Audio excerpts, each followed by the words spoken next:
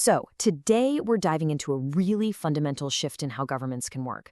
We're talking about moving from constantly just reacting to crises to actually getting ahead of them. We're going to explore how you can combine two super powerful tools to create a public service that's genuinely proactive.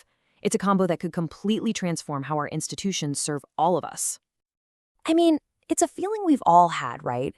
Whether it's a public health emergency, a sudden spike in crime, or a huge demand for social services, it just feels like public agencies are always one step behind. So why does that keep happening? And more importantly, what can we actually do to change it? Well, a big part of the problem is that the traditional way of governing is, well, it's retrospective. It's all about analyzing things that have already happened, looking at past data to figure out past problems. It's kind of like trying to drive a car forward but only looking in the rearview mirror. Sure, you got a great view of the road you've just been on, but you have absolutely no idea what's coming up around the next curve. Okay, so to start looking forward, you first have to know exactly where you are right now. And that's where our first tool comes into play. Think of it as a compass for public organizations, something that can guide them toward being truly excellent. It's called the Common Assessment Framework. So what exactly is the CAF? Well, you can think of it as a really thorough self-assessment, almost like a checkup, but designed specifically for the public sector. The best part? It's free, it's open source, and it gives organizations a clear, structured way to look at themselves, pinpoint their strengths and weaknesses, and then build a solid plan for getting better. The source material calls it a compass, and that's just the perfect description. It helps you find your way to excellence. Now, the real power of the CAF is in its super simple but really comprehensive structure. You can see it right here. It basically splits an organization into two main areas. First, you've got the enablers. This is all about how an organization gets things done. We're talking everything from leadership and people to its day-to-day processes. And then you have the results, which is what the organization is actually achieving for its citizens, for its own staff, and for society as a whole. The genius here is that it forces a connection between what you're doing and what you're delivering. By looking at both sides of that coin, you get this amazing 360-degree view of your performance. Okay, so having a compass is fantastic, but what if you could also get a glimpse into the future? This brings us to the absolute game changer, predictive analytics. This is the tech that lets us finally stop staring into that rearview mirror and start looking right through the windshield. So what is this stuff really? Well, predictive analytics is all about using these incredibly smart tools like machine learning and AI to sift through mountains of data, find all the hidden patterns, and then use those patterns to predict what's probably going to happen next. It's the engine that literally powers foresight.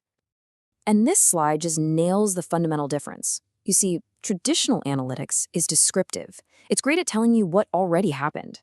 But predictive analytics is all about looking forward. It asks what might happen. It's really the difference between reading a history book and checking the weather forecast. One tells you about the storm that's already passed, and the other helps you get ready for the one that's on its way.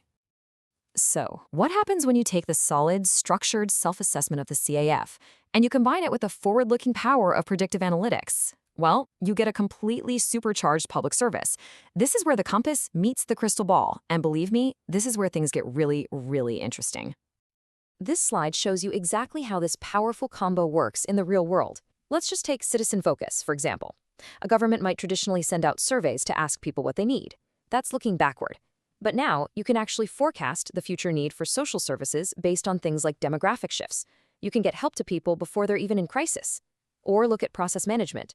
Instead of just trying to fix a process after it breaks, you can build models that predict where your next resource shortage is going to be, and you can move staff and funds to prevent it from ever happening. See? It turns every single principle from a static goal into a dynamic, forward-looking strategy. And listen, this isn't just theory. Look at this incredible real-world example from the Hillington Council in the UK. Their Axis project pulls together data from completely separate agencies. We're talking police, social care, education, the works. By analyzing all this combined data, they can identify kids who are at high risk of criminal exploitation and then intervene before they become victims. This is a genuinely life-saving use of proactive government. And that really is the bottom line here. This synergy, it isn't just about better efficiency or fancier spreadsheets. It's about preventing tragedies, just like the ones the Hillington Project is trying to stop. It lets governments get ahead of the curve, transforming public service from a reactive force that just cleans up messes to a proactive shield that protects the most vulnerable people in our communities. Okay, but let's be real for a second. Putting this kind of power into practice isn't as simple as just flipping a switch. You're dealing with very sensitive data and with people's lives, so there are some big practical questions and some serious guardrails you have to put in place. First up, you've got the on-the-ground challenges. I mean, anyone who's worked in a big organization knows that data can be a total mess. It's stuck in different departments and different formats. Then you need people who actually know how to work with this stuff, and let me tell you, there's a huge demand for those experts. And on top of all that, you have to find the budget and convince everyone that this whole new way of working is actually worth the effort. And then you get to the really, really critical part, making sure these tools are used responsibly. The data you feed into these models, it reflects the real world, flaws and all. So if your historical data has biases baked into it, guess what?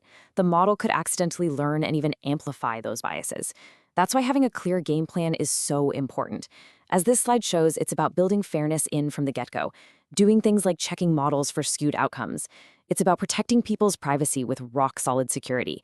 And it's about being transparent, so there's always a clear record of how decisions are being made. This isn't just about dodging problems, it's about earning and keeping public trust. So, knowing all the potential and all the pitfalls, how does a public organization actually make this happen? Well, the source material lays out a really clear 3-phase roadmap to get from here to there. It's a pretty structured journey, which is great. You start small, you build a solid foundation by getting your leadership on board and launching a few small, high-impact pilot projects to prove that it works.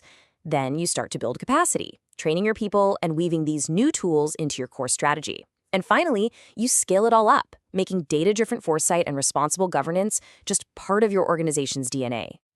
When you boil it all down, this is about so much more than just better data or cool new technology. It's about a whole new philosophy of governance. It's a huge shift from hindsight to foresight, from just reacting to being truly ready. The tools are here. The only question this really leaves us with is, are we ready to use them?